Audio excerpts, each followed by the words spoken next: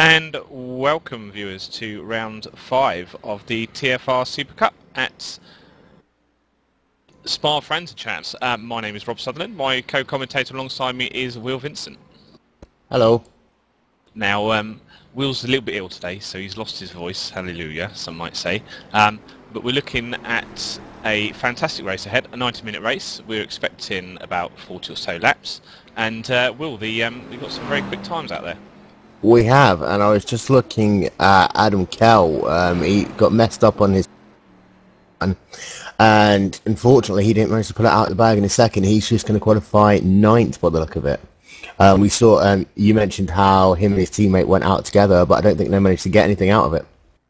Yeah, they were certainly struggling with their pace compared to their practice pace, so they did indeed go out nose to tail like they did at Mid-Ohio to try and get a bit of toe on Kemmel Straight and Blanchmont as well. So, but it didn't pay off for them, unfortunately. I tell you what though, Peterson and the dying moments of qualifying a 2-minute 12.254, that was fast. Absolutely, he pulled it out the hat. He left that till the last moment. And that is the TFR front row, a TFR lockout. And looking down in the GT2 class, you have Kimmo already, again setting the pace of 2-minute 18.056. He's 0.6 of a second faster than John Mallion in qualifying. So it'll be a case of, is he going to want to run away for yet another week? John Mallion has been quick. Mark Bird as well, that's an exceptionally good time for Mark as well. The pace lap at Spa is a very short one, so it won't be too long to the green flag. Yeah, they start literally, so just before they go into Blanchimont. So they're using the GP pits here, not the endurance pits that I might have suspected they would have done. So it'll be a very, very fast dash to the start-finish line. And it'll be interesting to see these drivers going through the bus stop chicane, especially the 4 GTs when the green flag will literally out before they even get through the bus stop. Yeah, we see the cars lining up now. So to run through your top 10 in the GT1 class, David Peterson, as we mentioned, got the pole, 2-minute 12.254. Karl McGurk in 2nd place, David Ward on the 69 3rd, Gary Hickman 4th, Kieran Pierce in 5th, Nico Brandt in 6th, Jason Brown in 7th, Otto Brandt in 8th, Adam Kell 9th, and Ian Rogers 10th.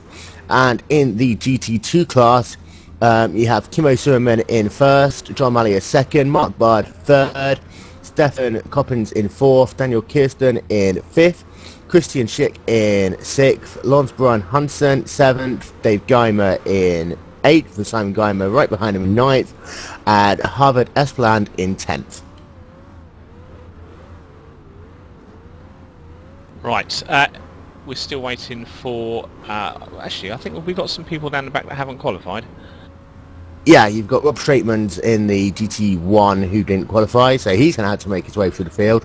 And Duncan Reed as well will be starting in the 33rd and last position. Right, okay, so we're just waiting for the pace car to get on underway. If any of you guys want to tweet today, send us your thoughts and what you want to go on with the race. We're on hashtag TFR SuperCup. Just very quickly get that one out there as we see the cars proceed down the back of Blanchimont now. Yeah, a 4.306 mile racetrack here at Spa, one of the most beautiful tracks in the world. We believe we're going to be doing about 39 to 40 laps in this race, so pay attention. This is going to be a very, very long, tough race for this track. We'll go through some of the key points in this track. We're going to one of them now, the bus stop chicane, which ever since it was reprofiled really does challenge the drivers. High curbs, bit of a gradient change as you go through them. And you see the pace car making that hard dart to the right. So Karl McGurk on the left-hand side. David Peterson on the right will bring the field to the green flag here at Spa-Francorchamps. And we are running down now to La Source. It'll be interesting to see if everyone gets around there okay. Very, very tight corner. 30 miles an hour almost on the apex for the slower cars. And you see Peterson immediately bringing the field down towards the left to Rouge. Very, very fast corner this. So left to Red Rouge, then flick it right into Radiot, then left again. You're onto the Kemmel straight now. And this is where you can see drivers do a lot of slipstreaming in this race. If they can get up within about 2 to 3 car lengths, they can really try and, you know, pull down on that slipstream and make a move as they come down now into Lacombe. Yeah, we've already seen Oliver Brandt at the back of that shot take a little check out just to see if there's room to do an outbreaking manoeuvre.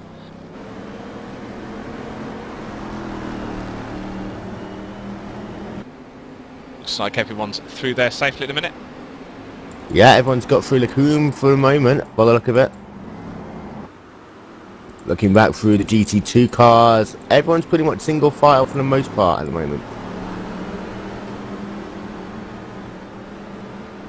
And we are now flying down into Puyon, the entrance of Puyon 1. Getting nice, there's going to be a lot of people running wide today into Puyon 2. Flying now down to corner number 12, which is the right-left flick.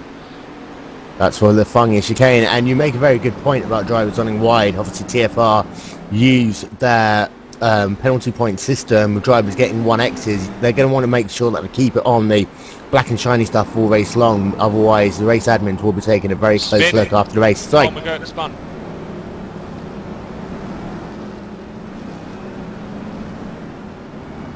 And that was very weird. He's dropped all the way down. I'm just trying to see if he caught any damage.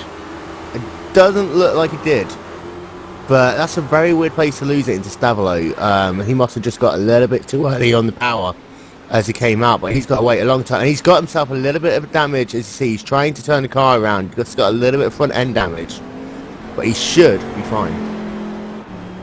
Well, this race is certainly going to be exciting for Carl McGurk now, as he's catching up the last of the Ford GT drivers just coming into the bus stop. He's going to have a race on his hands. So Peterson lead lap number 1. He's already got himself a 1.4 second lead over David Ward in the number 69. Gary Hickman a further 2.5 seconds behind almost in third. And this field's got very spread out very quickly. Interesting to see whether these guys are just taking it easy for like a couple of laps, and now we're going to see whether they can try and take people just one at a time, because the last thing you're going to want to be doing is trying to be stuck behind a trolley train, shall we say, for a large portion of this race. We're on board David Wood now in his startlingly coloured pink Corvette. He is currently 1.4 seconds from the last lap behind Peterson. He's closing a little bit though, as he gets into the glass a little bit on the entry of Fuel, really hugging that inside curb there. That's a very, very easy easy corner to run wide on if you hit the curbs.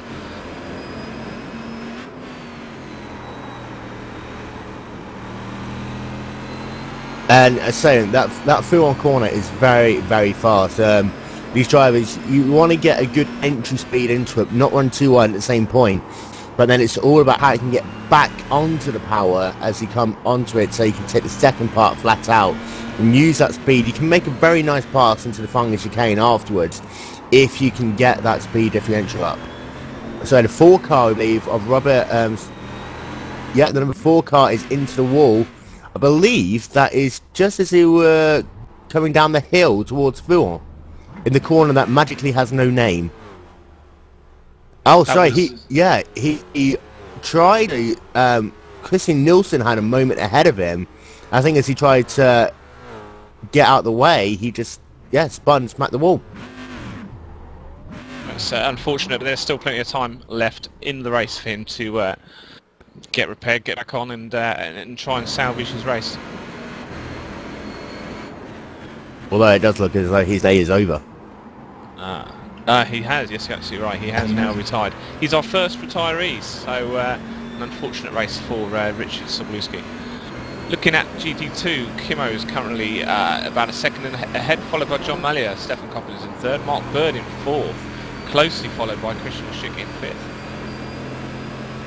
Looks like there's a Team Shark train as well in 23rd and 24th, or 24th and 20. Oh no, it's all changed. What's happened to Larry Krupp? Car number 9, 99. It looks as though he is down in pit lane.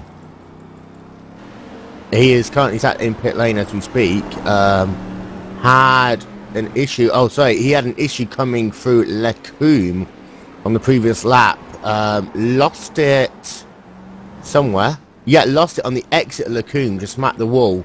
Just after the left-hand flick, literally just got onto the curb a little bit too early and speared left into the wall. So already quite exciting to start round number 5 of the TFR Super Cup. I don't see. I think Carl McGurk might have retired. Also, Larry Krupp, Richard Sobolewski, and Bart Monin are not currently on the circuit. So there's a couple of names there we were expecting to be, doing really well in this race. Carl McGurk especially, it's a tough day for him. I would have thought, he said it looked as though he would have got away with no damage, but just as he tried to spin the car back around, it looked like he got himself some front tool damage. But at this track, you do need a lot of aero, especially the way these cars are set up, to be able to make it around the racetrack. Yeah, I told a little bit of a lie earlier. Bart Monin is still on circuit, just looks like he's been in and out of the pits. He's currently in 29th position, chasing down the GT2s of William Piner.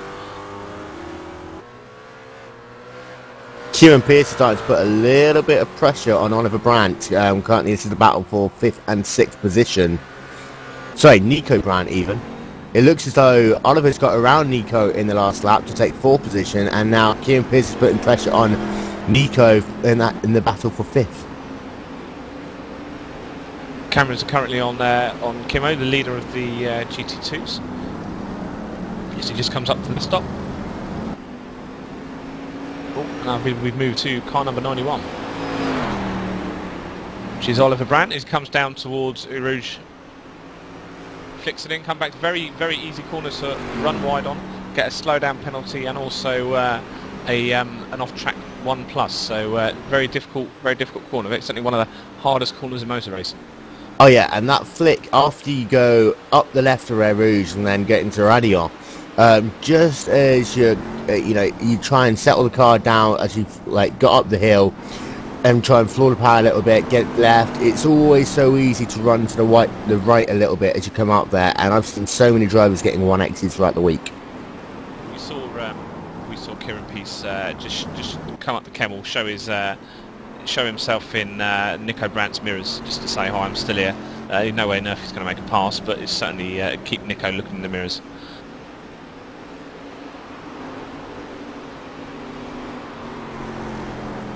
It does look as though Nico's got very, very wide there as they come through Fillmore. Had to be able to brake a lot more, and this is going to allow Kieran Pearce to really close up. He's not going to make a move down into Fangya, but it does look as though he's managed to close that gap down now to 2 car lengths by the look of it, as they bring him down now towards Davolo. But Kieran Pearce really does look like he's on a man on a mission today. Yeah, it's nice when he's got a car that close. He can concentrate on getting behind.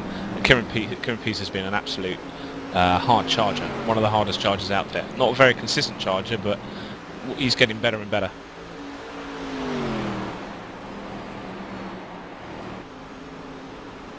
And he's currently...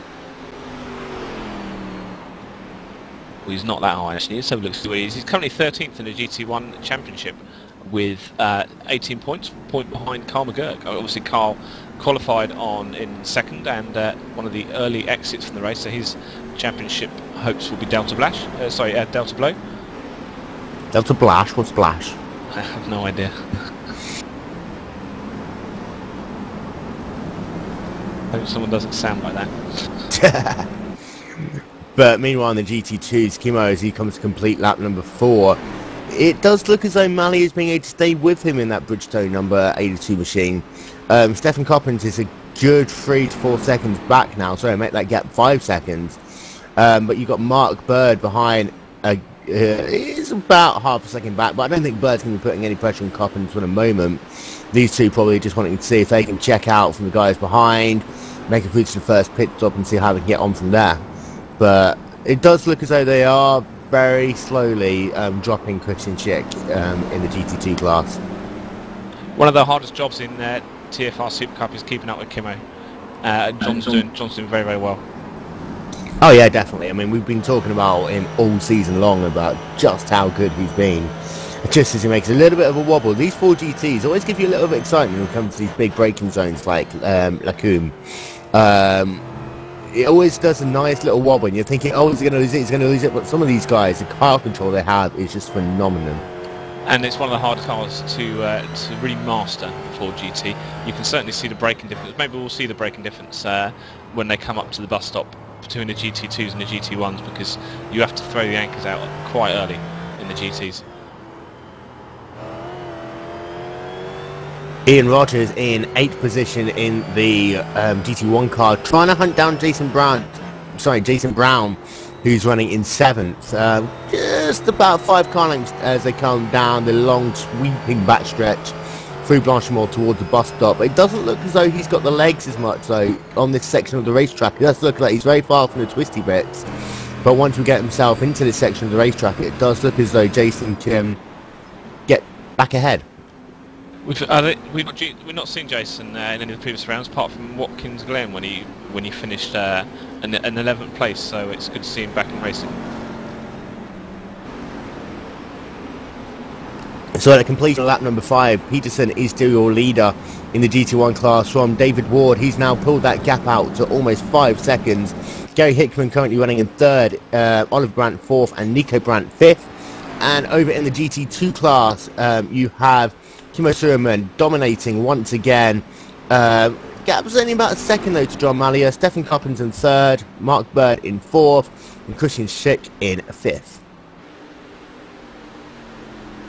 Another piece of news as well from the GT2 class is Peter Kehrmeyer, who is 2nd place currently, behind Gimo in the championship standings. He's not able to make the race today. It's his first missed race of the series. And I don't think Eric Wiedel was here either. And neither is Toby Bushnell. So there's quite a few of the top GT2 guys missing, which can only help Kimo's surge for the championship. Oh yeah, it's a bit of a shame to see some of these guys not racing. I know a number of drivers we spoke to last week saying that they might use this as a drop week, but for others, I know a number of drivers love or hate this racetrack. It's a bit like Marmite. It's unlike pretty much any other track. You've got very fast sweeping sections, some very technical chicane-like corners, and then you've got your big stops and your fast straights. So it's got something for everything, but to be able to piece your car, set it up properly so it can work everywhere, it's one of the most difficult challenges in all of racing. Absolute great, fantastic GT circuit, and it's great that iRacing have this on their roster of circuits. One of the true classics. And also, they do a fantastic 24 hours, I hear. Oh yeah. Which is 2 weeks behind, 2 weeks after Le Mans this year, so absolutely, it's quite a drinking circuit as well for a 24. Fantastic. I believe we're watching a green Talk Freak racing machine on Ian Rogers at the moment. Yep. Meanwhile, I'm keeping a little bit of an eye on Hickman, seeing whether he can try and close down Ward. It does look as though Ward's only losing about a 10th a lap now from Peterson. So I don't know whether he had a moment early on in the race to get that gap up, but it does look as though that gap's stabilising between 1st and 2nd. Meanwhile, I can see Hickman really trying to push as they come back down the hill once again to go into Air Rouge, flick it to the right as they come through Radion down onto Camel Straight once again.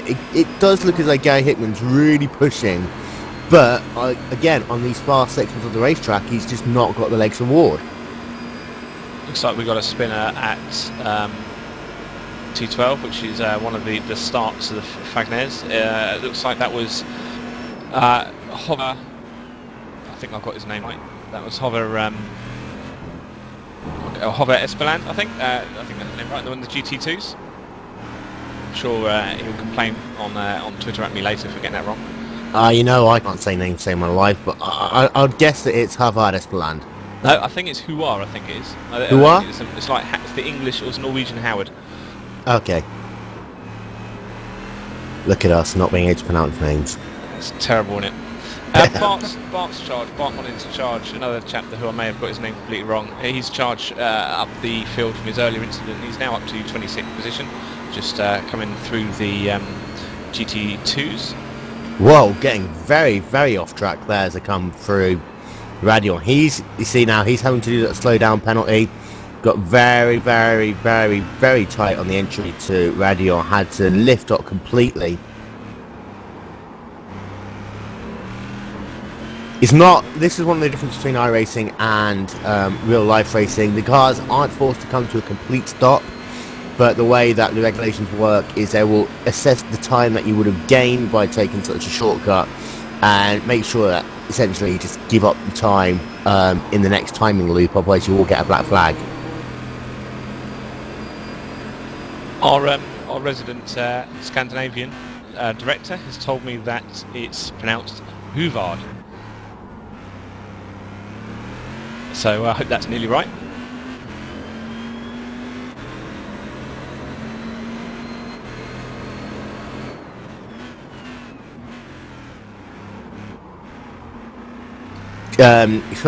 Kieran Peace in 6th, still trying to still sat behind Nico Brown in 5th in the number 25 machine. It does look as though now he's behind. Kieran can't seem to make a move on Nico, whether it's the case of he's going to see if he can force him to mistake or anything, but that gap's been about 4 car lengths for the last 3 laps almost now.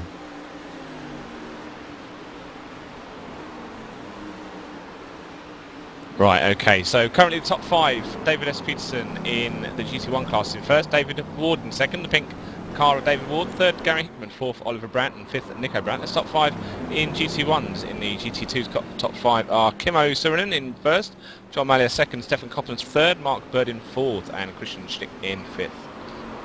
And I'd like to take the opportunity to apologise to everyone who's listening or watching or doing both for my lack of voice / talking today.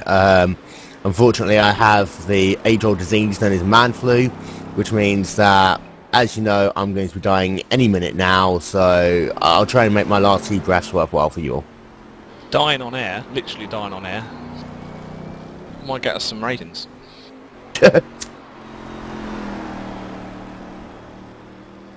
Just flicking through now, trying to find some battles. I believe at the back of the GT1 field, Neil Heckens and Terry Dahlberg are within half a second of each other. And yeah. Also just in front of that, Robert Laurie and Christian Nussinen are quite close as well. Beat me to it, literally. you take a rest in your voice. You've been working hard. That battle for 10th is really, really interesting though. It does seem that one lap Nielsen closed right onto the back of Laurie, and then all of a sudden Laurie can pull it out again to what you see now, about 5 car lengths. So be interesting to see whether or not Nielsen's just trying to take it easy behind.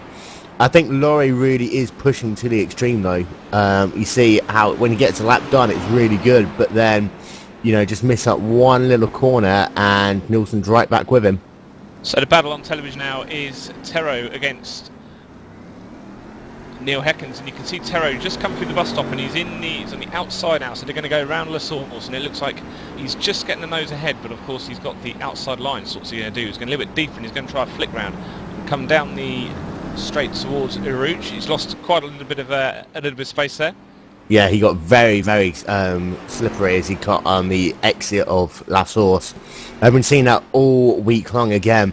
Once you're on that outside line, you really don't want to put the power down too heavily once you're on that curb. In fact, I had a car in a race that I was in the other day even, put the power down, he was on my left-hand side, and all of a sudden I see him spinning right across me. I'll tell you what else could have caused that as well.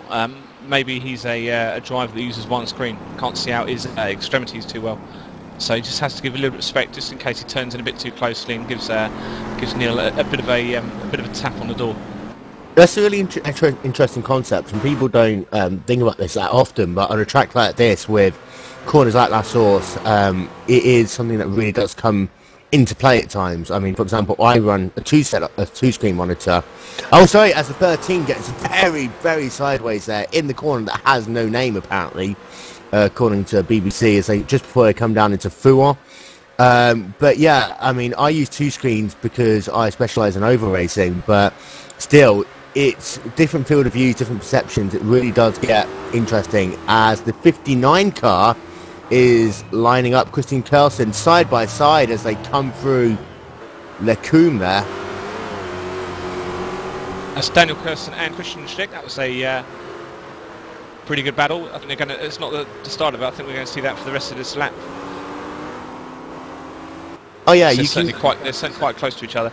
As they, I think they've just come around Rivage in the corner number 9 now. And they keep it on the track for that as they fly down towards Fuon. Very difficult corner to break from, isn't it? You try and get this. Oh yeah, you can definitely try and roll sneak onto the curb and then back in again. Get all the speed for the second part of Fuon into the S's. You can definitely try and sneak and move down the inside, but it's one of the most dangerous places on the racetrack to try and do it. Finding chicane, as you see, just car ahead of Christensen, just getting a little bit snaky, Schick there. A little bit snaky as they go into Fangya. That allowed Christian to close down just a little bit. And now that gap's down to less than a car length again. But Christian wasn't able to get on the power. Had to brake a little bit there to avoid running into the back. Corner number 15, depending on the exit, it really sets you up all the way to the bus stop because it's just straight lines. You can see him lining Christian up now. So they brake and flick through Blanchemont. Christian being very cautious, doesn't want to run into the back, just braking a little bit earlier, seeing whether he can use that momentum then to try and make a move coming into the bus stop. Didn't happen that time. Bus stop where the cam changes by the apex is very, very easy to get the rear loose and just to spin round as well. So a good standard of drivers today. If not many people do that. Daniel thinks about dive bombing very, very quickly. Pulls out of it and decides not that to is as close to the wall as I've seen anyone go all week long.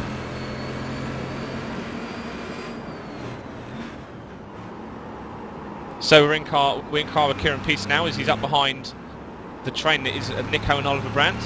Oliver really does seem to be struggling here today. I mean, I know we talked to him last week and he said that this isn't his favourite racetrack, but he really has got Nico really hunting him down, and that's allowing Kieran to put even more pressure onto Nico. So Nico's want to try and get the job done on Oliver as quickly as possible, but it does look again on these long straight sections.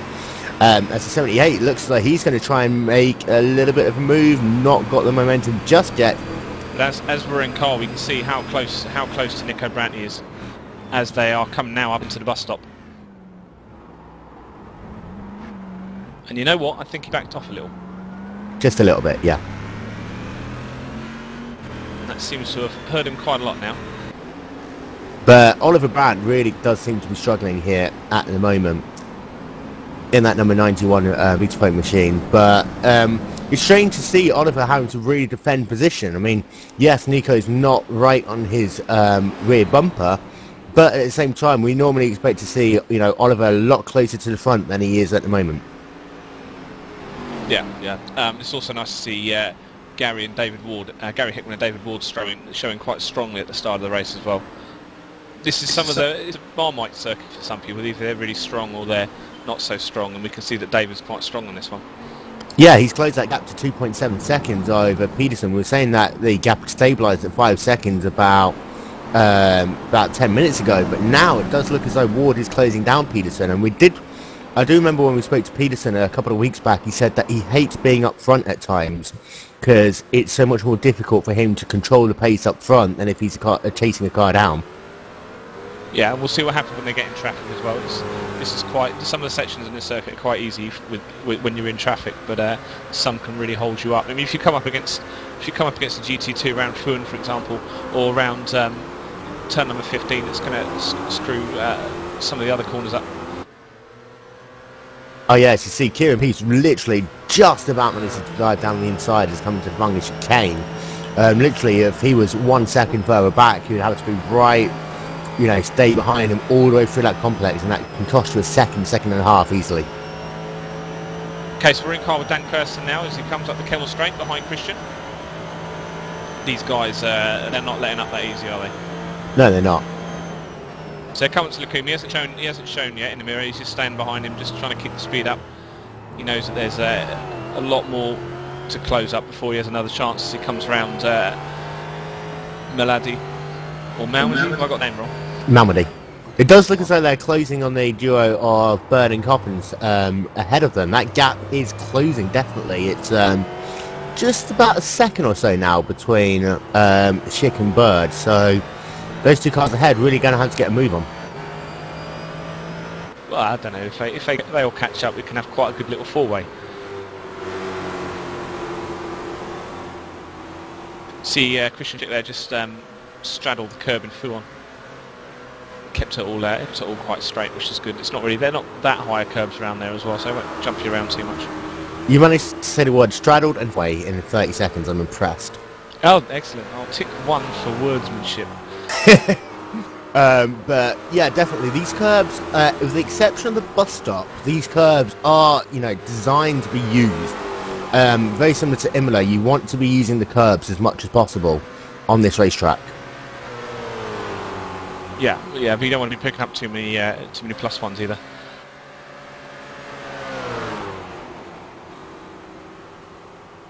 You see him hit the curb just inside of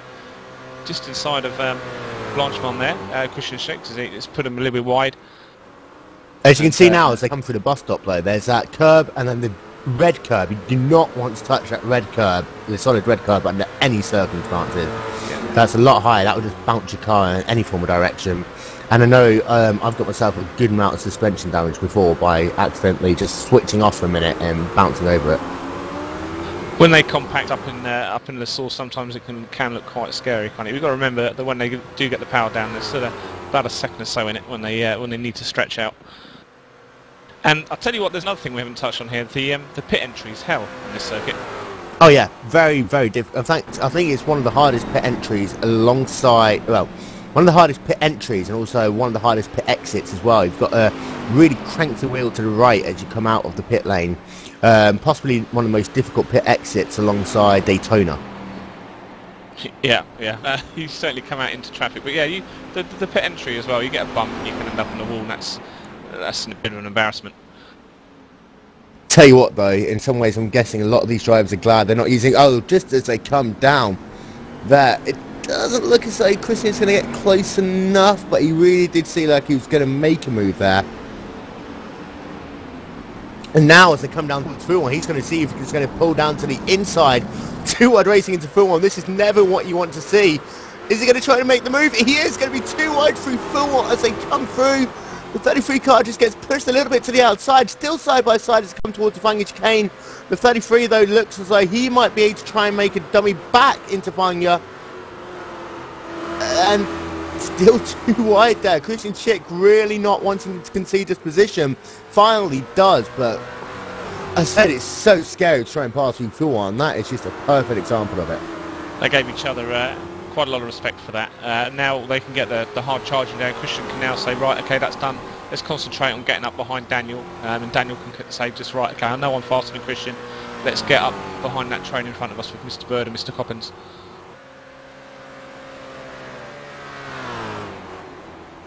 So we've almost done 30 minutes here of round 5 of the TFR Spring Cup at Spa-Francorchamps. David Peterson is still your leader in the number 16 TFR machine. The gap is increased a little bit again to David Ward, currently running in second. Gary Hickman third, Oliver Brandt fourth, Nico Brandt in fifth. In the GT2 class, Kimo Sherman is leading from John Mullier, from Stefan Coppens, and Mark Bird is in fourth. As we just talked about, Daniel Christensen is now up into the fifth position.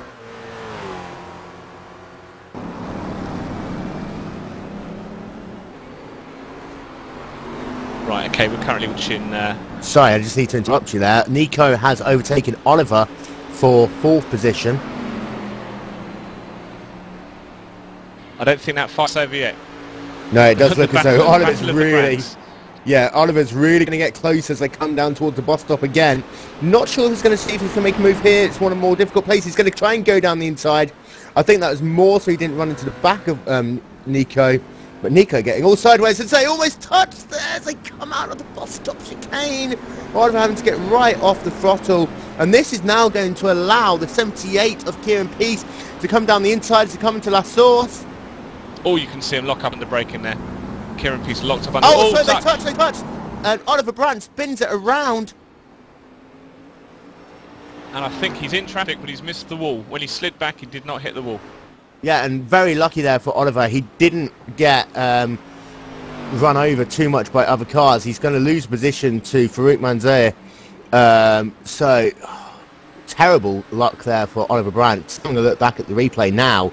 It does look as though Oliver made his normal line and the 78 just couldn't keep it tight on that inside. and just clipped the right side bodywork and sent Oliver around.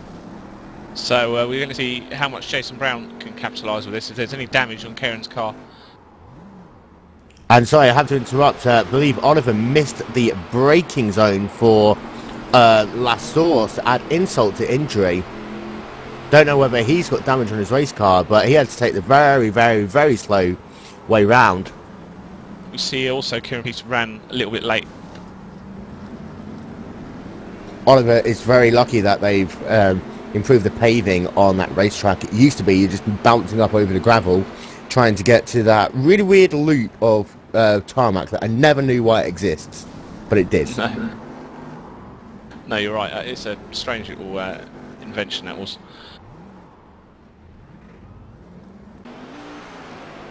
So I believe we're just having one more look at that replay there.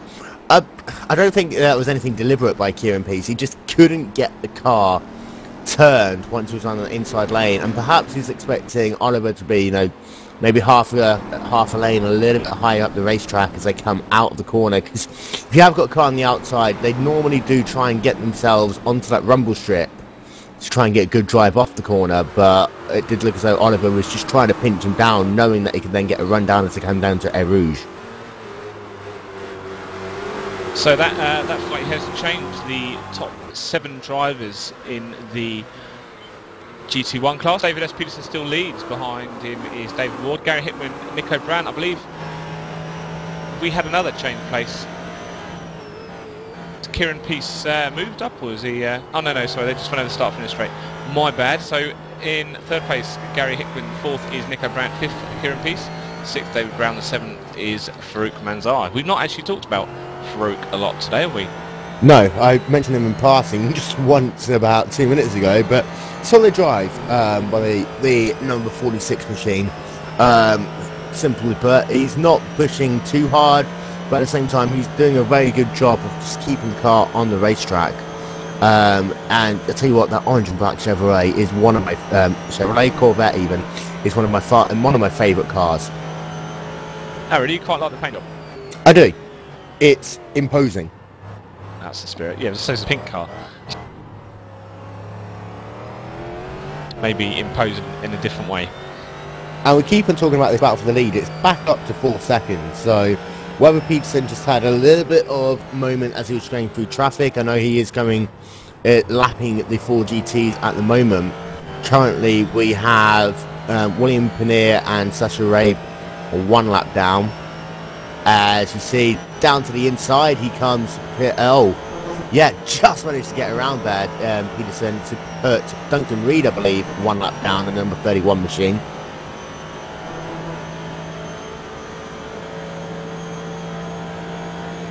I believe we're in car with the GT2 leader, Kimo, as he comes up the Kemmel Straight.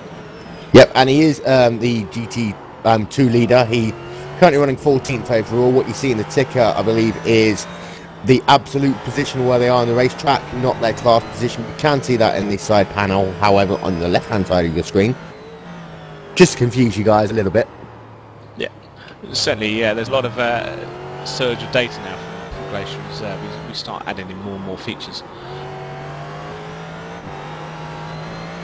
Again, the gap's down to 3.3 seconds, but I know Peterson had a tough time of getting around the white car of Duncan Reed that last lap. That's allowed David Ward to get a little bit of that time back.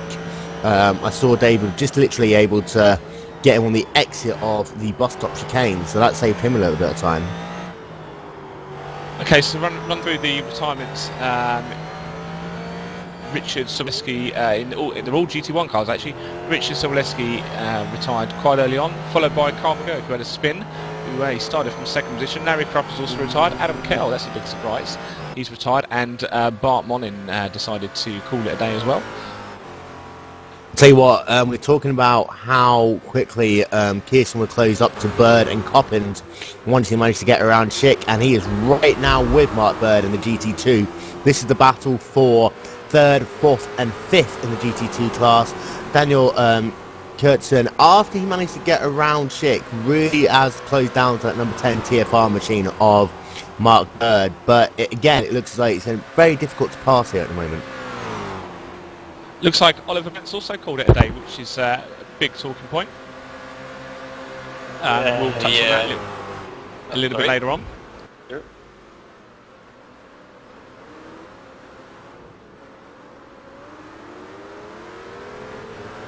Oliver Brand, very tough race for you. We saw your incident early on in the race. I believe that was with Kieran P. He was down on your inside and turned you around. How difficult was that for you to deal with? Well, first I was a little surprised, to say mildly, but after reviewing the footage myself, I could have left more room, so it wasn't a complete Kieran's fault. Just got to see there was only one car out, and Kieran can continue. And there's a little bit of a chain reaction as well, because in the bus stop, just before the incident, Nico got ever so twitchy coming out of the bus stop. You two almost touched coming down the front straight away. And I think you just had to let off the gas a little bit, and that allowed Kieran to get into position that he did, coming down into La Source. Yeah, Nico finally got past me again, and I just tried to keep pressure up on him and stay on his bumper, and try to make a pass into the bus stop, which just resulted in the both of us being slower, so Kieran caught right up, as you said, and Nico got a little squirrely coming out, and it looked like it was sort of a gap opening, but it was just his rear end sliding out, and it was bound to come back into the groove, and it did. Just a little tap on my front fender, and there was no damage there or anything. I'll come back to you in just one moment, and on your screen you'll see the 59 of Daniel Kurtzman overtaking Mark Bird. We believe that Bird missed a gear, and that just allowed Kurtzman to get past him. So the TFRs in the GT2 class are now being split by Kurtzman. But Oliver, you said last week that this is by far and away one of your least favourite racetracks on here, but you're doing a very good job up until that point, running in fourth. But were you giving literally everything you could at that point? That was everything I had. I couldn't give anything other than that. I was absolutely on my own limits throughout that. I just went for it at the start and got 3-4 positions, ended up in fourth, and I was holding up quite a train. I think two or three cars. I was just driving defensively, really. And as we move on to next week, again, different type of racetrack, better suited to your driving? I quite like Lagoon. Like, I've never driven there in the Corvette before, so we'll see how it goes. Good luck. Thank you very much. Okay, so sorry to get you guys off. Looks like Stefan Coppens and Daniel Kirsten are fighting in Eau Rouge. They are nose and tail. We've got some GTs in the pits.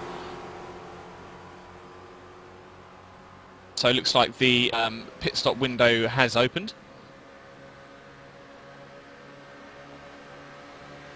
And that's why they're all quite close, because Christian Sticker's come in the pits. And Mark Bird is also in the pits. I think that might be tactical from Bird, knowing that he'd just been passed by Kurtzman. You know, get the pit stop out of the way, come out in clean air, and see whether he can gain some of that time back up. Okay, so we'll see how that tactic pans out for the rest of the race.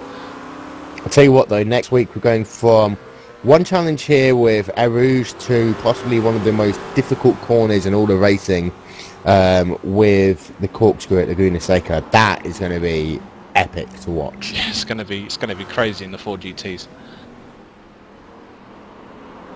So following David Peterson, the leader at the moment. Very impressed with David Ward. He's currently still 3 seconds behind. So this isn't a drive away from Mr. Peterson. Yeah, I do believe that some of the Peterson at the moment, I think he's only about a 10th lap faster than Ward. But when the traffic comes into play, that's why you're seeing that gap zigzag up and down. But as soon as they get into clean air, Ward is really able to stick with Peterson. So, and if he gets a good pit stop, Ward, he could be right out with Peterson as they come out of pit lane. Some of these GT2 cars, though, are eyes and ears saying might have to make a splash and dash at the end unless they're very good at working their fuel number. Currently, David S. Peterson is lapping all the way up to 19th, 18th, 19th position, I think. He's just behind Team Shark of Dave Geimer, who pulls to the left and lets him past. Or pulls to the right, even. So coming to the bus stop.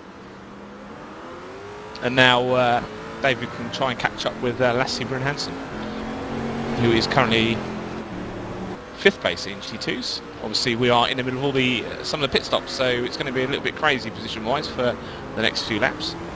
And I wonder who holds it out last in the GT1s and who pits last. Because I think it was Oliver in mid-high, wasn't it? Yeah, Oliver seems to be the last to pit every single race. So now Oliver's not in the race anymore. It'll be interesting to see who would pit last out of Ward and Peterson.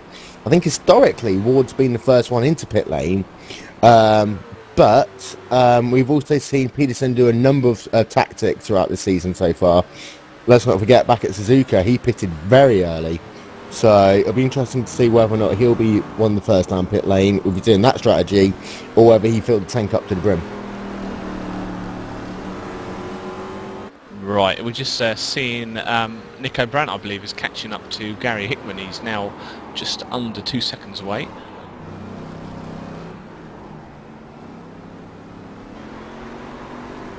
And I believe the TV is now watching Nico in the car number 25. Nico, again, doing a really, really good job. I keep on singing his praises about how he's one of the most versatile drivers out there. He's putting pressure on Hickman in 3rd.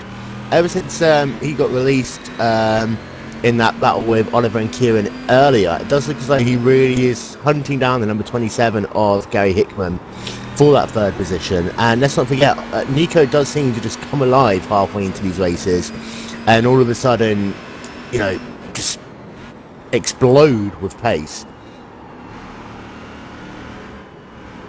Right, so I'm coming through the S now. Don't think we've had any GT1s pit yet, just a smattering of GT2s.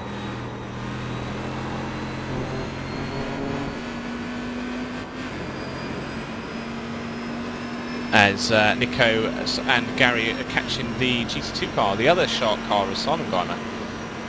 Yeah, and this isn't a place that you'd want to catch the GT2 cars that come down through Blanchimont. The GT2s had to get a lot earlier onto the brakes into Blanchimont. And as you see again there, you wanted to know how much earlier the 4 GTs had to get onto the brake into the bus stop there, Mark, and there's your answer.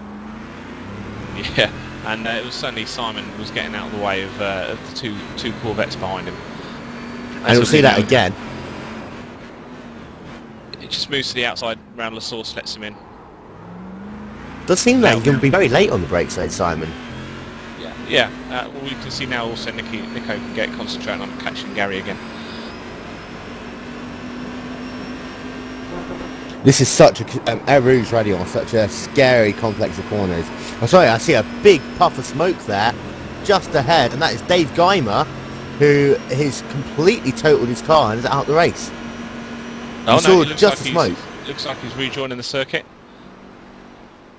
So as one Geimer passed another, and didn't collect up the lead in GT1s as well, which was good. Yeah, he's going to be limping. There's a bit of rear damage there. He's going to be limping back to the pits, maybe. Just loses it on the exit, gets that curb into Radion. Just gets the car sideways, tries saving it, spins it round, spins it round, spins it round, and he should be able to carry on. He's just got rear wing damage and a lot of it, so he'll have to come back down pit lane for sure. And up until then, he was lapping in 228s to 229s, so quite off pace.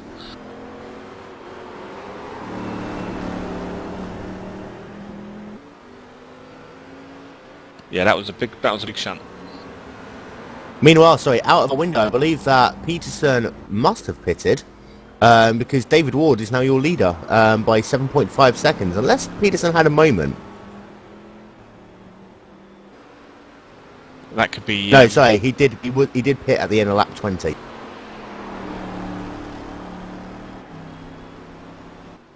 So David Ward is your leader. You asked who was the first to blink. David Peterson is the first to blink in the GT1 cars in the battle for the lead. David Ward now, he's going to see whether or not he can eke out that fuel mileage a little bit, make his pit stop, you know, ever so slightly shorter. Now the laps are, you know, yeah, he's on more Ward tyres, but he'll have less fuel. So if Ward wants a chance of winning this race, this is, you know, the key opportunity to do so. Yeah, we'll see how fast he is in between the in the couple of laps or the few laps he's out. Nico's 12 seconds behind him currently. This is an exceptionally strong showing from David Ward. Yeah, using the draft a little bit as they come up the hill, and this is, you know, these are the drivers who have a lot of experience in mixed class racing. They know that the cars, you know, will be slower long term, but if they can suck up to them and get that draft, that's 2-3 miles an hour down the straightaway, which when you need to make an advantage, you know, that's your opportunity to do it.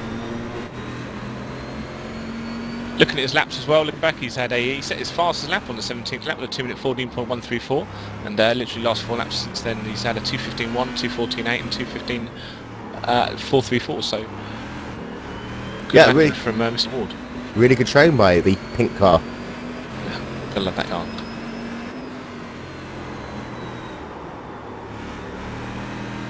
Looks like he's going to be catching Daniel Kurtz. He should just be able to... No, he's going to have to follow him through Fanya. So he'll be following him through Fanya. Don't get too aggressive just yet, David. Let the car settle down. Now, as you go into Stavilo, you see Kurtz just moves out of the way for him. So David Ward back on his way to come through Stavilo. Meanwhile, Nico does seem that he's still charging. Last time by, 2-minute 14.666. One of the fastest laps I believe we've seen all day long. That was a very fast lap by Nico. Robert Laurie has been in the pits, so that's another Corvette in the pits. And we have Huvard has also been in the pits in the GT2s. Huvard Esplan. And just to confirm, that was the fastest lap of the race there by Nico, with a 2-minute 14.666. 0.667 on my timing screen, but, you know, so it's probably 2 minutes 0.6666 or something ridiculous. Gary Hickman, I believe, has also pitted. I think he was in he must have been a little bit hard. He was in second or third, wasn't he? Or third, sorry. Yeah, he was running third before the pit stop window opened. Just having a look at him now, he's overtaking Mark Bird once again in the GT2 car. What happened to David Peterson? He just his last lap I see is a 2:52. That was his pit lap, was it? Yeah, that would have been a pit exit lap. Does look like he's about to cross the line again. I want to see how his lap time is. This is going to be his first flying lap as he crosses the line. 2-minute 14.437. Peterson is charging. Fastest lap of the race right there. Okay, so his pitting has currently put him back up into 8th. We'll look at the last lap of David Ward as well. So, I take that back. Peterson's fast lap of the race was actually lap 1 at 2-minute 13. Somehow. David Ward just flicking through a route as well up into the Camel Straight. It's another lap staying out for David. Very close there to getting himself a slow down penalty. He had all 4 wheels on the curb. But if you angle it properly, you can get all 4 wheels on the curb. Just as long as you keep that steering wheel straight and steady, you'll be fine. But as we saw with Geimer earlier, you know, you just one little flick in the wrong direction, you're just trying to stabilise that car and it's game over. Very, very fast, but you don't want to be losing it down into the Camel Straight. No, it's the... If you lose there, you lose so much time. It's one of the worst bits of the circuit to lose time on, and you just get swallowed by cars behind you. So David Ward has pitted by my collections. Nico Brandt is currently going down into Blanchimont as we speak now. So David Ward has pitted.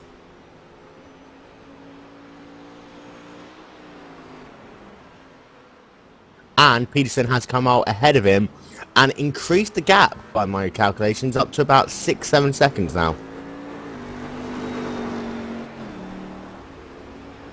Nico Brandt stays out for another lap to complete lap number 22. He's now classified as your leader. Kieran Peace, 2.6 seconds behind, currently running in second. Meanwhile, Farouk Mandar in the 46 machine down his pit lane. Very, very slow pit lane. 37 miles an hour here. One of the slowest pit lanes on all the road courses. Very, very laborious as you come down this pit stretch as he comes into his pit box. So he'll be getting 4 tyres and filling up his car with whatever fuel they use in Corvettes. I think it's rocket fuel, isn't it? Rocket fuel, Red Bull, same thing. So it's gone a little bit stale on the circuit. There's no real battles. Of course, it will all settle itself down after all of the pit stops are out of the way. The entire GT2 field has now been lapped. And that's one of the things with this track as well, because it's so long. It is the longest racetrack we race on road-wise, by a considerable margin, actually. It does mean that you have more space between the drivers, for one, and also you lap the GT2 cars a lot less often as you would at, say, Mid-Ohio or Laguna Seca, which we're running out next week. Next week, expect the track to be chock-a-block all race long. You'll have battles in GT1, battles in GT2, GT1 drivers trying to overtake GT2 drivers.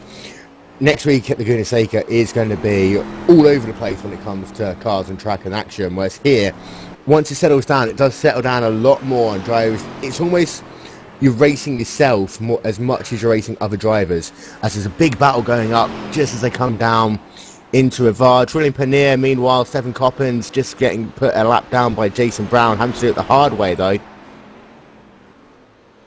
Tero Darberg has joined Larry Krupp, Oliver Brandt, Bart Mullin, Adam Kell, Carl McGurk and Richard Sobolowski in the retirement bin. Yeah, and if you wanted to know how big the gap was between Peterson and Ward, that gap is now up to 8 seconds. A couple of cars haven't pitted yet. I believe Heckins hasn't pitted in the number 28 machine. Just keeping an eye on him now. He looks like he's going to stay out and do another lap. Kieran Peace is still on track, and Nico Brandt also. So I wonder if Nico's going to do what Oliver did and be the last person to possibly pit. I know that Nico is one of the best fuel savers out there when he needs to. Yeah, that's certainly massively important in sports car racing. Oh yeah. From what I've seen before, I know Nico can somehow manage to save 2 to 3 laps in the course of a 90-minute race, and whilst when it's a one-stop race, that doesn't seem important. Let's not forget, each time you can stay out on the racetrack, you can go faster for longer, and also once you actually come down into pit lane, that's 3 laps of fuel less you have to put in the tank. So you can make up your advantage there as well. But Yoni's just letting us know in our ears that Brandt is running about 0.7 of a lap faster than Peterson at the moment. The last lap was more identical, but I know Peterson is getting held up quite a bit in traffic.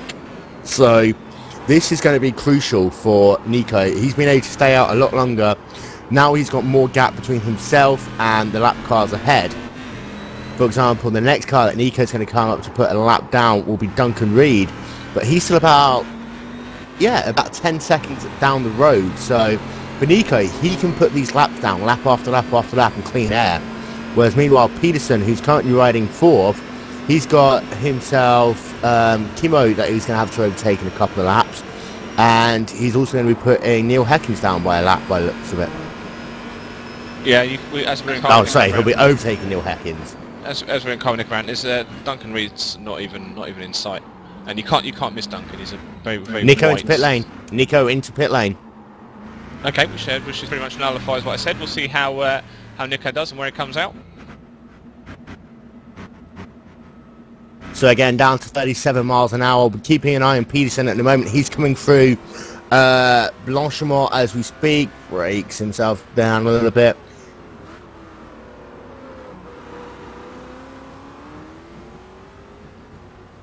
So Nico Brandt is to a stop in the number 25 machine. Meanwhile, Peterson coming through exiting the bus stop now. So he didn't have the best entry in the bus stop either, did he? Nope. Does look as though, however, Peterson's going to get the lead back. Peterson coming through La Source. Nico Brandt still stationary in pit lane. So Peterson is going to be your race leader once again. As he crosses the line, shoots down to the Eau Rouge, following the GT1 leader, GT2 leader of Kimmo Suronen. I'll tell you what, Nico Brandt's pit stop was slightly longer than I'd expected it to be, because Kieran was a little bit closer coming out of pit lane than I expected him to be. So Kieran, very good pit stop for him. So everyone who in the top 5 has now pitted in the GT1 class. So Peterson is going to rejoin as your leader. Nico Brandt, I'm just having a look to see where David Ward is, but David Ward looks like he's going to re-inherit second position. By my watch, Nico Brandt is third. And Kieran Peace looks like he's got himself up into fourth. So that's excellent racing from GT1s. You can see Kieran Peace is up behind Gary Hickman. That's my eyes deceived me. So catch catch John Marlier, who runs a little bit wide in turn number 5. Oh, sorry. Gary Hickman is fourth, and Kieran Peace is right behind Hickman. They're in fifth. So that's all about to focus on for the next few laps. Yeah, I forgot all about Hickman there. We certainly saw Hickman last week have a fantastic drive along with his teammates Adam Kell. They pretty much drove up to the line side by side.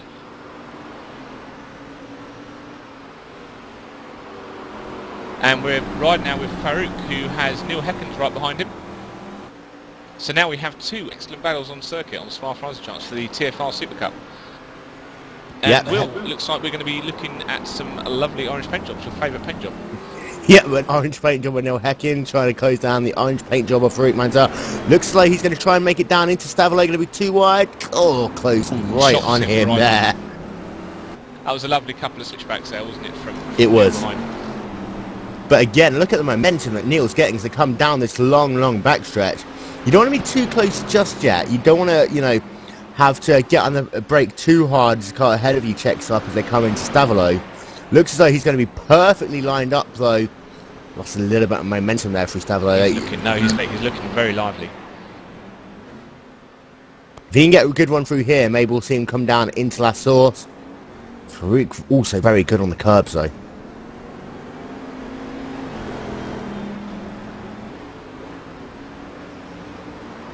They roll up into the source. Rumours of... Sorry, they hit!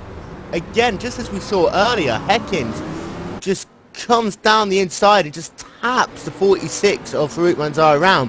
Both of them, however, looks as though they're able to carry on. And he's running side by side with the TFR, green TFR of Ian Rogers, who backs off a Rouge to let him in. To let him just take that one. That is got to be one of the most scariest things you could do. After having contact with another driver, then having to will yourself through Eau Rouge, the speeds they do in these type of cards, these guys have got balls, I'll tell you that one. Yeah, that's certainly some dogfighting. And Ian Rogers. Ian Rogers behind Farouk. They went into corner number 3 at the end of the Kemmel, which is Lecooms. So he went in there, just locked up, and the almost collected Daniel Kersen in 4GT. So that, certainly in the last few laps there's been a lot of incidents. Gary Hickman spun, I believe, at the bus stop. Yeah, I'm just having a look back at that moment with Hickman now, and just trying to see what happened. So this is typical sports car racing. Yeah, it goes a little bit quiet for a couple of laps, and the next thing you know, bam! About 3 or 4 noteworthy incidents happen. First of all, there's Gary Hickman spinning, then we have the contact between Neil Heckens and Farouk Manzar, and then behind him, obviously, Farouk fell into a bit of a dogfight at Eau Rouge with Ian Rogers, and Ian Rogers at the end of the Kemmel straight into Lecooms as passing a GT2 car, had a little bit of a moment and scared each other quite silly. Okay, to give you an update on Hickman's spin, what happened was Pierce was trying to make a move on the outside coming to the bus stop, all fine for the first part of it. And then just as they come into the second bit, it literally does look as though Hickman just didn't give enough room almost to Pierce. Both going for the same piece of real estate, and Hickman just gets spun around a little bit, but no damage by the look of it, just able to carry on. Yeah, we knew the bus stop was going to claim some people. Yeah, I'm surprised actually that it's not been more drama down there. A lot of our drama, I mean, we haven't really talked about the key points in this track. Obviously, you know, the simple one of La Source, but you've also got the Eau Rouge, Fouan, the bus stop chicane, Fung is chicane as well. Everywhere's got its own little, you know, uniqueness to it.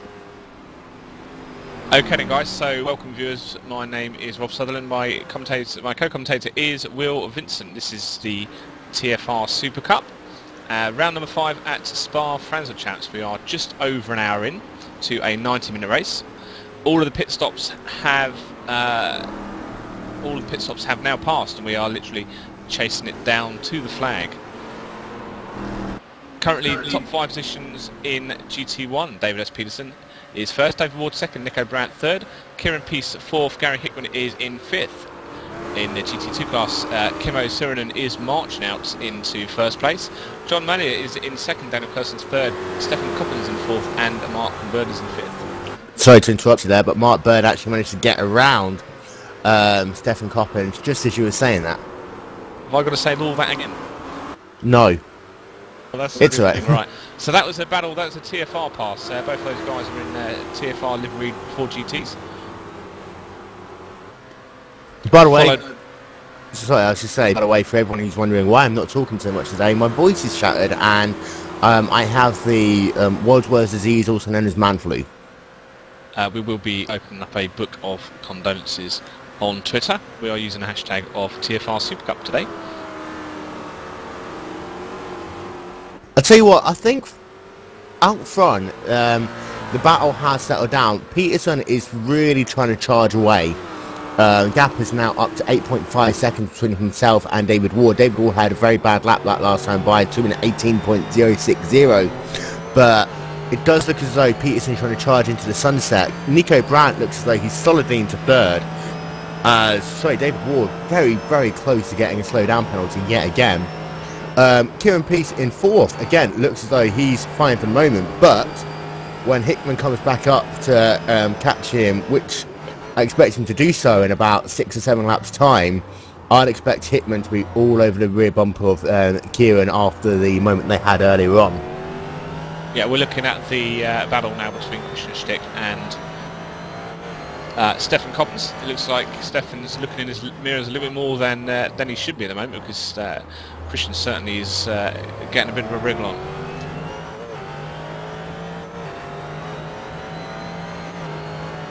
So they fly down the hill now towards Eau Rouge. And Will, you can certainly see that Stefan has dropped off Mark Bird. Yeah, definitely. I'm not sure whether he's having to save a little bit of fuel, but definitely dropped off to now over about 1.4 seconds by my watch. But it does look as, at the same time though, these guys are teammates. They don't want to be fighting too hard, and it might just be a case of, you know, Stefan just saying, okay, you're faster, off you go. They have still got a long way to go if they have any chance of catching Daniel. Daniel is currently about to enter Fouan, whereas Mark Bird has just come out of Rivage into the corner that has no name, apparently. Christian's got some lovely entrance speed into this corner. You can see him just taking it a lot more tighter and more composed. Certainly into Les Coombs earlier, just sort of touched the curb with his inside front wheel, just sort of rode over it lovely, didn't lose any speed, and caught right up behind the purple car, purple TFR, or sorry, the orange TFR car of Stefan. I'm colourblind in my old age. Yeah, and I tell you what, Christian is really on that rear bumper of Coppens now. It does look as though this fight isn't over between these two. And no, it doesn't. I've got a feeling, yeah, definitely. I think this, in some ways, this might have been why Coppens just let Bird drive off into the sunset a little bit, knowing that if he was to hold up Mark, that would give Christian a lot more opportunity to try and make a pass from both of them. Whereas now, I wouldn't say he's necessarily cannon fodder, but definitely taking one for the team. Yeah, we can see he did run wide in a corner earlier. And the way TFR Supercup works, you can petition that. There is a chief steward. The chief steward will look and see if Stefan did sort of get an advantage out of that. I believe the exact ruling is that if you get more than 10 1x off tracks, then your laps will be reviewed. All your laps will automatically be reviewed by the race stewards. That is just to ensure that you haven't just tried to find speed by running wide, if, for example, out of the Source or out of Radion or through Blanchimont.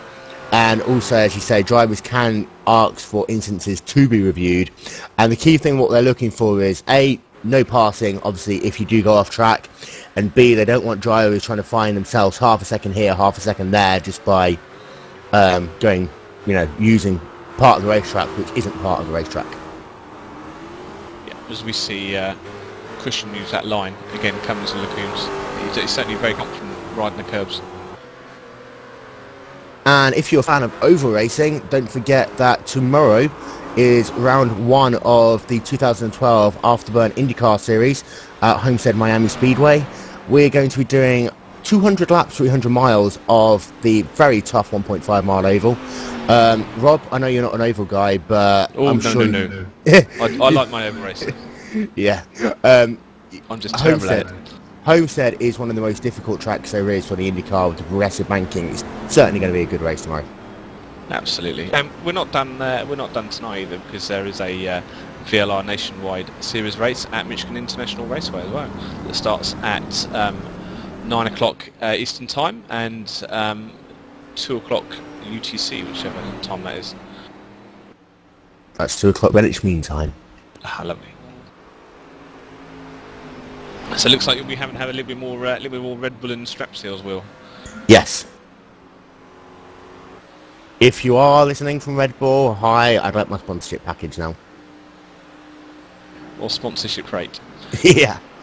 Up front, David Ward. Oh, very sideways there by David Ward, just as I go onto camera with him. Locking up completely down into Lecombe. Squirty all the way through, spins it 45 degrees, somehow manages to save it. But then as he puts the power down for the second part of the Lecombe, again, very wiggly on him there. And that's something I have noticed. If you mess up into the first part of the Lecombe, especially on these cars, they don't like high revs on a low gear. So if you're forcing yourself into first gear when you normally run second, for example, having to correct for a mistake, and then you put the power down, it's almost like a chain reaction of mistakes that could happen to you. Yeah, you got to match the revs. I think we all saw that off air maybe, but he certainly was pretending to be a drift driver. Yes, our version of Japanese Drift Master award goes to David Ward. Kieran Peace is really closing up now on Nico Brandt. This will be the battle for third position.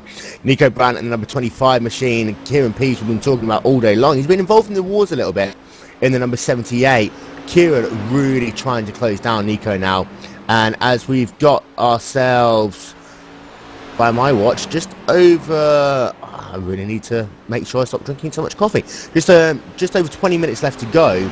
Kieran's going to be really seeing what he can do, as I believe the number 28 of Neil Heckins is into the wall. The 28 of Neil Heckins into the wall, loses it on the exit of the final chicane, managed to make the left, and then just as he tries to start turning right, the car wants to go in the wrong direction. So I said that again. He managed to get through the first part, and just as he wanted to start turning left, the car just continued to turn right. He's reversing it out of the wall at the moment. Looks like he's carrying on, but big blow there for Heckins. Doesn't look like he's got too much handling problems. I've certainly not seen anyone go off there in a while.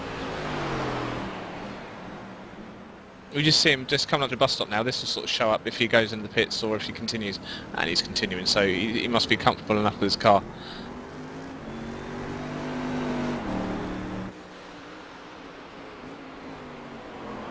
Yeah, so just to reiterate, that was the final chicane, the very fast sweeping right left-hander. And I tell you what, that is a corner that many drivers, it's a lot more challenging than people expect when they first come onto this racetrack. It's very fast for a chicane, very similar to the section chicane at Imola, the amount of speed that you're taking through it. And that first right-hander, you've got to be very late on the brakes so you can get good speed through it, but at the same time you don't want to run off. It's such a difficult set of corners. Right, so I'm glad back with the battle for third position now, because Kieran Peace is certainly very, very close to Nico. This is going to be a fantastic close to the race. And let's not forget, these two are not against racing each other hard. Which adds even more fuel to the fire. Fantastic. Yeah. Let's have some proper little door banging. Let's go.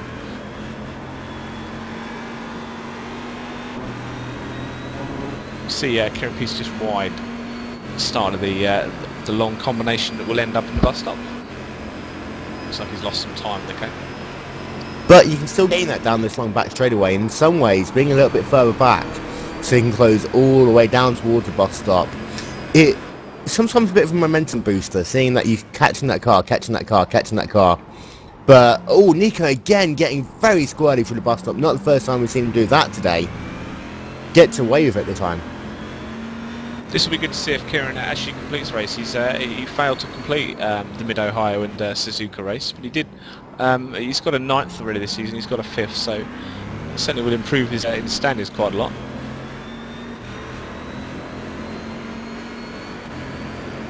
And I believe we now have our technical corner with Johnny.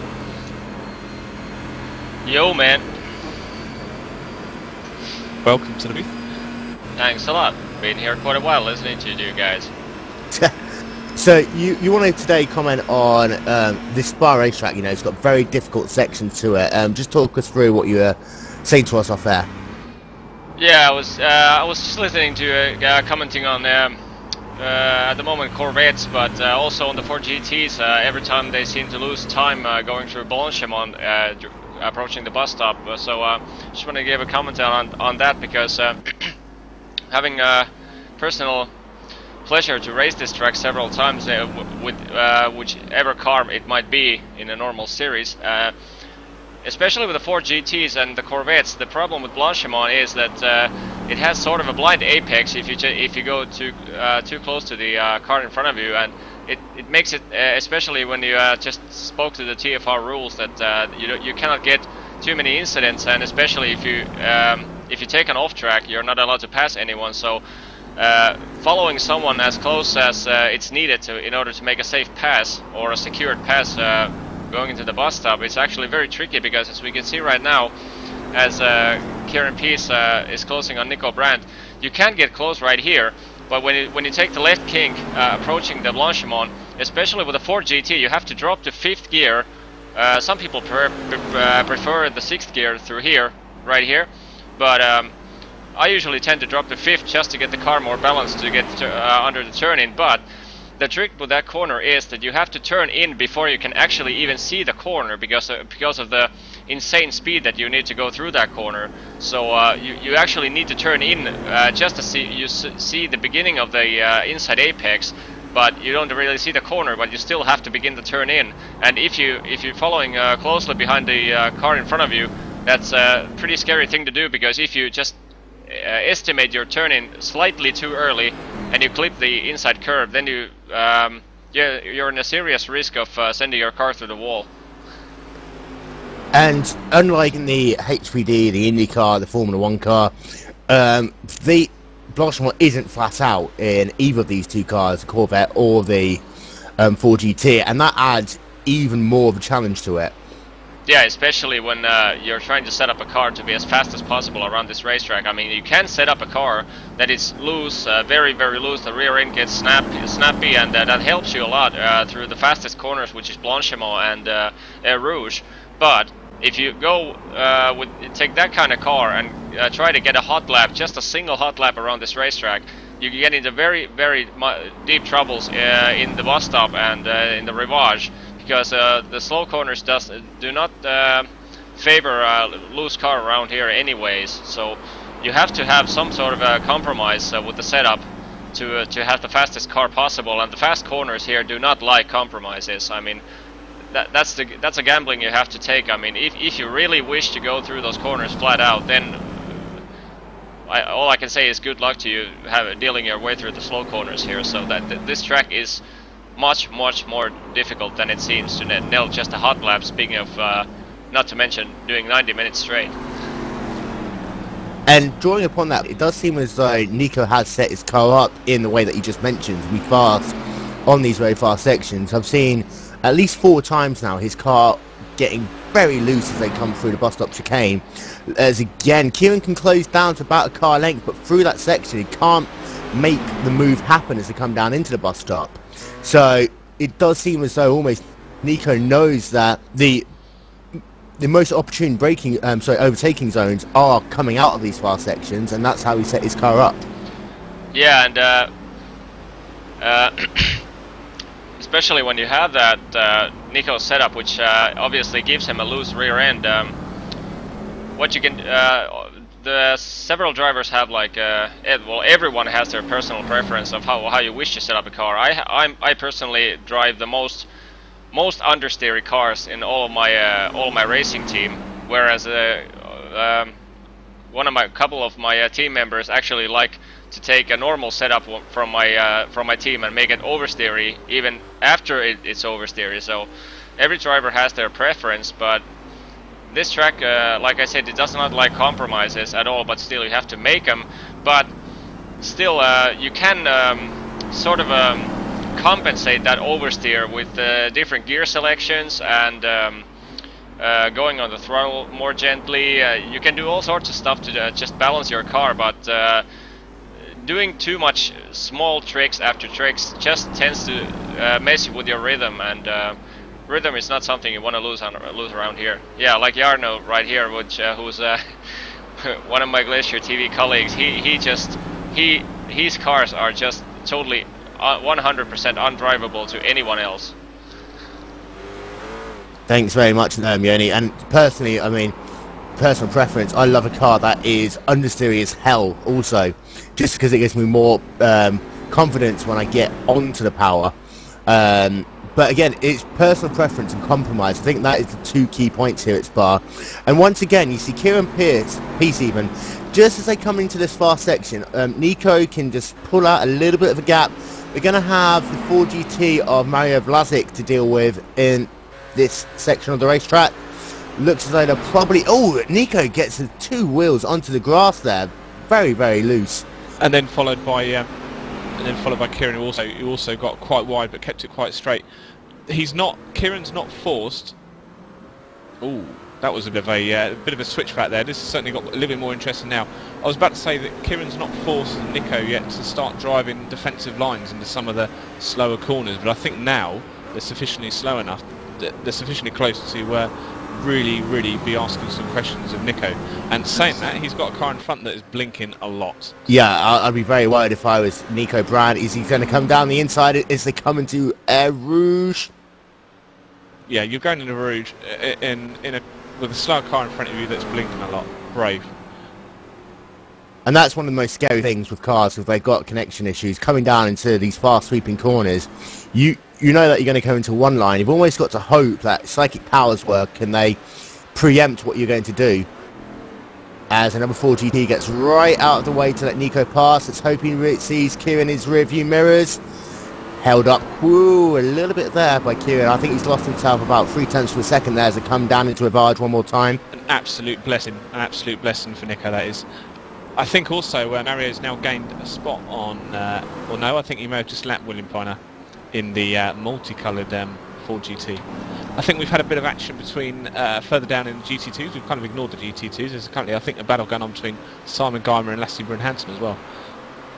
Yeah, and Robert Laurie back down pit lane, just to let everyone know, in the number 17. And another bit of news as well, Huvard Esplend has retired. I think, did I say that earlier? Yes. Right, okay. Let's write down. I've already mentioned that. In the GT2 class, Kimo Suerman is still your leader. John Malia, just keeping an eye on him. He's now lost quite a bit of time to Kimo in the sequence of pit stops. Daniel Kirsten is in third at the moment, Mark Bird fourth, and Stefan Coppins in fifth. Christian Schick in sixth, Simon Geimer seventh, Lassie Brun Hansen in eighth. Dave Geimer is in ninth with still rear wing damage, so he's really trying to coast his car home. And Mario Vlasic in 10th, Duncan Reed 11th, Sasha Raby in 12th. He's definitely going to have to get a slow down penalty there. Yeah, as you see, just cutting down the inside of Radio. And you see these drivers having to slow all the way down once they do that, and it costs them so much time. Yeah, massive penalties. We noticed as well that, well, up until literally a lap ago, that all the 11 running GT1 cars were on the same lap, but Rob Lorry has now been passed by David Peterson. That was why he was sat in pit lane, however. And again, the length of this track means that a lot of these cars, even the GT2 cars, are still only one lap down. And that's because this track in the Corvette is 2 minutes 14 seconds long. And although the gap between the GT1s and GT2s is about 7 to 8 seconds a lap, that's a lot of time for these drivers, you know, just get into clear air and not have to worry about lapping cars. So as I said, Mid-Ohio last week was very difficult for lapping cars. Next week at Laguna Seca is probably going to be the most difficult you'll see all season. Okay, so we're back with the GT2 battle now. The last time we saw Messrs. Bird, Coppens and Schlick, Coppens was being fought by Christian Schlick. Now Stefan Coppens in the orange TFR machine has caught up with the blue TFR machine of Mark Bird. And this will be for the battle of 4th position. As these guys, obviously TFR cars, it depends how hard they decide to fight each other. As at the moment, this will be some excellent points. Oh, we have, I believe, Kieran Piss has past Nico Brown. Yep, just having a look back at the replay of that now.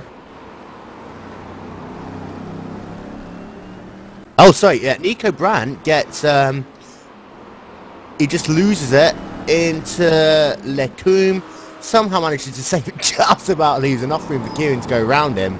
But Nico, say, one bad move into Lecombe, one of these big braking zones, and as Jamie was saying earlier, well, if you set up your car to be as loose as it looks like Nico's driving it, something like that might happen. So Nico, up until recently, he's been absolutely unflappable under the pressure from Kieran Peace. Something's happened, an event has happened, and now Kieran is in the podium, in the hunt for 3rd place, and about 10 seconds away yet, from David Ward. Not over yet. Okay, it'll be interesting to see if that the hunted now becomes the hunter. And I tell you what, I have been hunted down by Nico on both road and oval before, and it's a terrifying sight to see him just close up in your rearview mirror. I think maybe in the next in a few laps we might see that. There's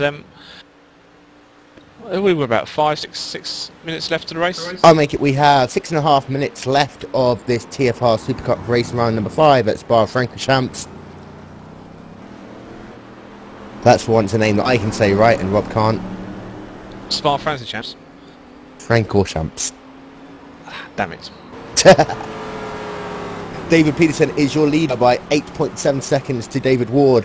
Kieran Pearce is now in 3rd position after inheriting 3rd from Nico after he made his mistake going to Lecombe just 1 lap ago. Nico looks as though he's not really putting too much pressure on. In 5th position, Gary Hickman. He's made a good recovery. 6th, Jason Brown. Fruit Manzar, we haven't talked about all that much race. He's currently running 7th in Rogers in 8th, Neil Heckins in 9th, Christian Nilsson in 10th.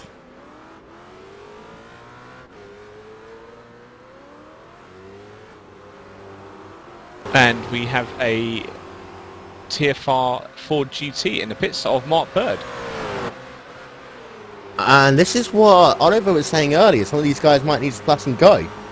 So, I'm keeping an eye on him, see how long he's going to sit in his box for.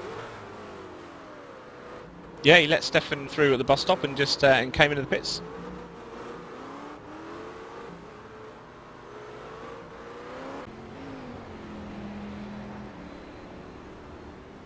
Having a look at his lap times, he didn't have any seem to be issues. I think he might have accidentally taken tyres there, so that's going to slow him down even more. Silly possible manoeuvre there by Mark. This late in the race, you probably wouldn't want fresh tyres, but that's going to drop him back in the order quite a bit as he gets lapped by Nico. That's an extremely unfortunate end of race, or close of race from Mr. Bird. And he's certainly going to lose quite a lot of time now, and interesting to see. Well, he's the slowest. He's the slowest of the GT2s. I mean, obviously Simon Geimer is 2 laps down from Mr. Peterson. So Peterson is your leader. Gap down to 7.1 seconds between him and David Ward. I think Peterson again is just coasting home now.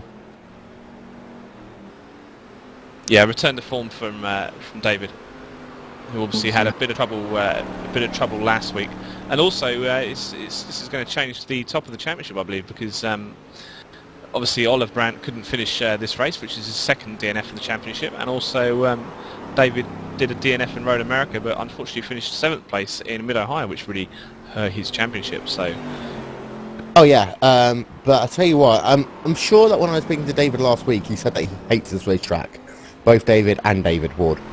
Well, it seems to like both the Davids, doesn't it? Really, because they're both doing exceptionally well. But yeah, definitely tough luck for Oliver in the championship hunt. He's had some really good races, but unfortunately, consistency in results hasn't been his blessing. Unfortunately, this season so far. Still got a long way to go though, and with Oliver's form, sorry, you see a spinning car just ahead of Peterson. That is Christian Schick as he comes straight down pit road. Having a look back at the replay of that, but he loses it into the bus stop. Thankfully, just manages to get it going in the right direction as Peterson catches him. But he went right down pit road, and he's probably going to get himself some fresh tyres. So that's both Christian and Mark who have had close of race incidents that have dropped them down the positions, and obviously Simon Geimer and Lasse Brun Hansen have capitalised. I mean, I bet they didn't think that they'll be so fortunate late on in the race. Yeah, and just to have a recap on that, Christian only was in his pit box about 4 seconds, so I believe that he was just topping off on fuel, but maybe in his anticipation, knowing he's having to pit just a little bit late on the brake pedal going into the bus stop, and knowing that you've got to make a splash and dash and you've got to minimise your time down pit lane, I think that he just literally just overcooked it a little bit. As also the 33 car is also down. That is Christian, yeah. Yeah. Sorry. Right, okay, so we're following David Peterson now for the closing laps of the round 5 Spa-Francorchamps or Francochamps, the TFR Super Cup. Francochamps. So about a third of a lap left to go as he comes into the final chicane. Keeping it nice and smooth, does Peterson. And again, it always seems to be that the less attention you pay to Peterson, the further and further away he drives away. He loves leading races from the start, just getting out front, putting his head down, and winning races. Yeah, it'll be interesting to see his comments after the race. I think we're dead certain to have 2 of the Corvette drivers up in the interview booth afterwards. Oh yeah, and I know last week that Ward and Peterson were joking about how they had a damaged car race, to be politically correct, at the end of that of the last race at Mid-Ohio, both of them having to nurse damaged cars home. So 1 more lap to go for Peterson as he comes down into La Source. Very, very close to losing it as they come in there. It's always scary when they come into La Source with that wall on the inside. You just see him almost dart into it, but then just get back onto the racetrack. Yeah, it's that dipped apex. It's fantastic. Really swings the car around. And that's another thing where going slightly sort of geeky. If you've got one screen, it's quite hard to just get the reference point for that apex. Oh yeah, definitely. And I've noticed also, I haven't talked about this, I've been trying to bring it up all race long, but coming to the bus stop, there's no real reference point apart from the overhead gantry before you come down. So once you pass that, I know where every time I race, whatever car it's in, I find my braking point, I literally count in my head from that gantry to where I need to brake, because there's not many reference points, and that's pretty much the story of this entire racetrack. You need to know your lines really well. It's quite similar, but then not so similar to the last corner at Suzuka as well, where you come out for a long straight with a flick in, and then you've got the bridge, and then you've got your looking at your fence on the left hand side to decide when you're going to brake. Yeah.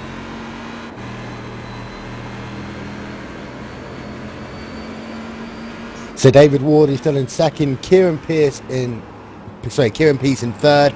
Nico Brandt does look as though he's dropped off now. He's going to be finishing in fourth.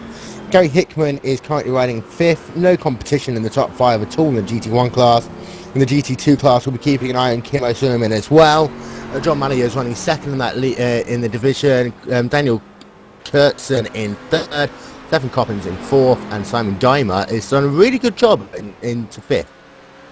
It's been a good race for Daniel Kurtzen, looking down in the GT2s. He obviously was in a bit of a pack fight early on, and he's got some air. Obviously ahead of him, John Mallier, who we know he's a quick driver, and Kimmo, who's just inhuman, really. So Peterson comes at the final corner, lets off a little bit to allow Coppins to do one more lap in the GT2 class, TFR teammate as well. So Peterson wins the race here at Spa-Francorchamps. You see him doing his victory wiggle as I come down to La Source. So Peterson is your race lead winner. David Ward is going to come across the line in second in the number 69 pink car. Kieran Peace in third, just crossing the line now, and we'll be waiting for Nico Brandt, who is coming home in fourth. And you see just ahead of him Simon Garmers and Lasborn Hansen. They've all finished their races. David Ward paying too much attention to his donuts and almost collected both of them there. They must have finished quite close to Simon Garmer and Lassie for in the GT2 class. Kieran Peace, that's his season best, that is. That's the podium, his season best. So just to confirm your top 10 in the GT1 class, Peterson wins by 5.6 seconds from David Ward. Kieran Peace in third, Nico Brandt fourth, Gary Hickman fifth, Jason Brown sixth, Brooke Manzar in seventh, Ian Rogers eighth, Neil Hecking is just crossing the line now in ninth, and Christian Nilsson in 10th. Meanwhile, the GT2 class winner, Kimmo Zimmerman, comes out the bus stop for the final time, takes the GT2 race once again. Another dominant drive by Kimmo Zimmerman. You know, if there's a race with Kimmo in it, there's very few people who can really put pressure on him. And John Mallier is coming down past Blanchimont, one more time to go. Through the bus stop for that Bridgestone Kenwood machine. Flicks it to the right, flicks it to the left. Easy home now for Mallier. Daniel Kurtzen's going to take third position. Didn't manage to quite close down Mallier in the closing laps.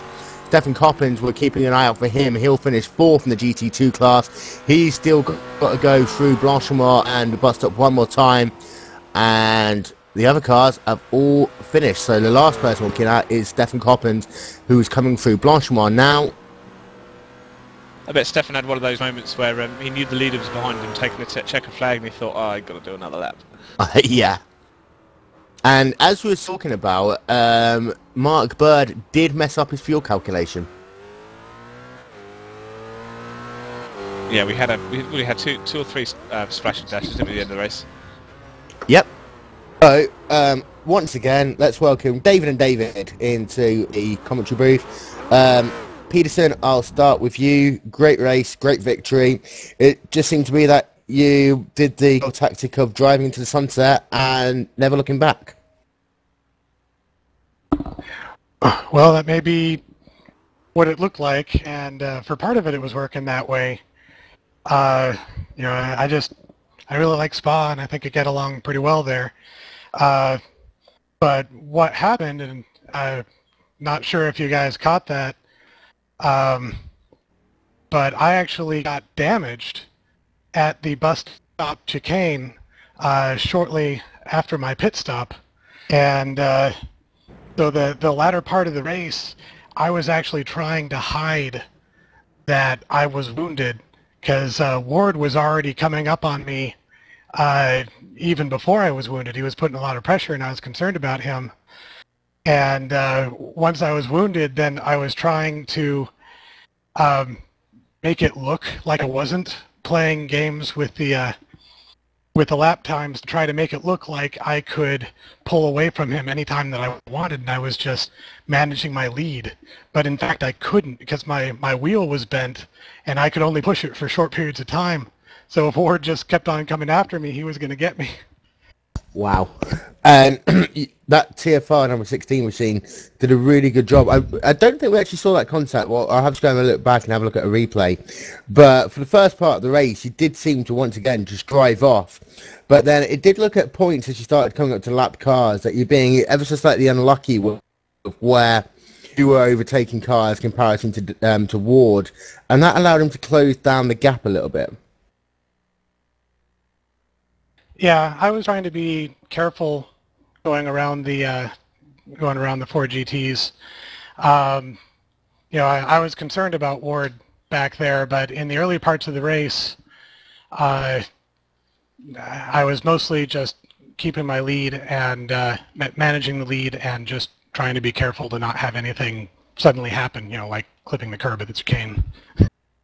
And you'd had it's a lot more spread out at this track. I mean, for example, next week going to Laguna Seca, well, there'll be cars all over the place all the time. So you're having to, most for the GT2 cars even finish only one lap down. So does that make it easier being able to just drive by yourself and have to spend less time worrying about lapping the field constantly?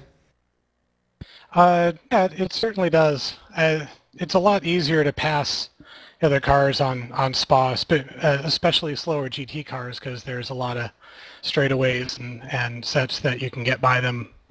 It's not like Mid-Ohio where there's only like a couple of places that you can easily, well, not even very easily there, pass. But here it wasn't too much of a problem. And as I say, next week we go to Laguna Seca, which I believe is pretty much your home track, if I remember correctly. Yeah, it's like an hour and a half away from me, and I've actually been out on that track. So are you looking forward to diving down 6 stories many, many times? Yeah, I'm hoping it'll go well. Last season I qualified pretty well, and then I forgot to put the race set on my car, and I started with no fuel in the car, and I was just so gutted I actually ended the race because it was just I had no fuel. Well, congratulations for your win. Also, congratulations to David Ward and the number 69 pink car. We need to come up with a better name than just a 69 pink car for you, David. But great result for you again today. And really strong finish for you on a track that I believe you said last week that you didn't even like. Yeah, this is as good as a win, mate. Absolutely fantastic. I took a lot of time to practice this and work a setup that would be good over a long distance, and it seemed to have paid off. I had the faster car over Peterson easily. It was just I felt I was unlucky with traffic, and Peterson seemed to be like slicing through it. At the start of the race, it did seem to be the other way around. Peterson managed to get the gap up to almost 10 seconds at one point, and then he kept on being able to carve it down. But after the pit stop, you're right, it did seem to be the other story. And once you two were both in clean air, it was pretty much either even or you were closing him down. How much time were you actually spending looking at the gap between you in that closing stage of the race? Every lap, I was like, every time I got on a straightaway and I could take my eyes off the track, I was looking down, seeing who was ahead, how fast I was pushing. It was it was pretty intense towards the end. I made a few mistakes, but that's because you're pushing and the tyres just heat up and the car gets half sideways, so you have to let off. And I say, even though it's a track that you didn't like, you did a really good finish. We'll go to Laguna Seca next week. Very narrow track, very technical. Obviously, you've got the corkscrew, which in these cars is scary to watch every lap. How do you think you're going to be doing next week? I actually like Laguna Seca. Having said that, I said I didn't like Spa and I did quite well here, so maybe I should say I don't like Laguna Seca. And I'll bring both of you back into this, but as I said earlier, a lot more time running in clean air than overtaking traffic. How difficult is Laguna to manage yourself, not only around the GT2 cars, but also the slower GT1s? You've really got to time your passes right there. Yeah, it's going to be really difficult because it's quite a short lap and it's quite twisty at the same time. Certainly the traffic's going to be a lot more busy there. Like you say, with a shorter track, we're going to be running across cars probably every single lap. Though I think I found that Laguna Seca is a little easier to get fast, slower class cars than you would expect based on just how narrow the track is. But I think certain aspects of the layout end up working pretty well for a car that just plain has more horsepower to get by. And how, I mean, here, for example, it's very easy for drivers to get into a rhythm on those long periods running by yourself, whereas Laguna, working over cars each lap, every lap you've got its own unique challenges. How much do you have to coach yourself in the race car to try and force yourself into some form of rhythm, even though everything's happening all over you? God, it's going to be difficult. I think you just have to concentrate on section by section and take what's coming in front of you, because you can only know so far ahead up the track what cars you're going to come up against, and it's just about planning where you're going to pass them and how you're going to do it, and if they're going to cooperate as well. Some GT drivers stay to the line and are fully on it. Other guys lift a little bit, so it's a bit of give and take, I think, at Laguna. Well, once again, oh, sorry. Yeah, I'd say Ward is definitely right about that, where it pays to get used to who the other GT2 drivers are, so that you know which ones do what, because otherwise it can be quite a surprise. Well, once again, guys, congratulations to both of you. Unfortunately, it doesn't seem as though anyone else wants to come and say hello to us, but if we do end up finding them, we'll try and bring you the interviews later on in the week or before we go live at the Laguna Seca next week. But congratulations to both of you again. Don't forget, tomorrow the round 1 of the Afterburn IndyCar Series comes to you live from Homestead Miami Speedway. Round 6 of the TFR Spring Super Cup will be taking place on Laguna Seca, same time, 8:30 p.m. GMT, live on Glacier TV. And Rob, closing thoughts. Well, excellent race. Some season best from some few drivers as well, and a lot of top place drivers are missing in each championship. So there's going to be a little bit of bunching up in both classes. Also, we forgot to mention that in under 4 hours' time there is a VLR race on TFR, which is an oval race at Michigan. Don't you mean on Glacier? Oh, sorry, on Glacier. There we are. Oops. Yeah, it's a VLR nationwide race coming to you at 2 o'clock GMT. I tell you what, great race once again. I don't know who to pick for driver of the day, to be fair. That's a tough one, isn't it? I'm going to take the 78 here in peace, because he was in the wars quite a lot, but somehow managed to come out with third. Obviously, Nico Brown was involved in scuffles with Nico and Oliver all race long. So to come through with what I believe must have been a damaged race car as well to get third, I think he deserves driver of the day. Yep, no, that's my vote as well. So don't forget, join us same time, same place next week for round 6 at Laguna Seca. Meanwhile, from myself and Dave, from Rob, myself and Rob, and everyone at Glacier TV, good night. Good night.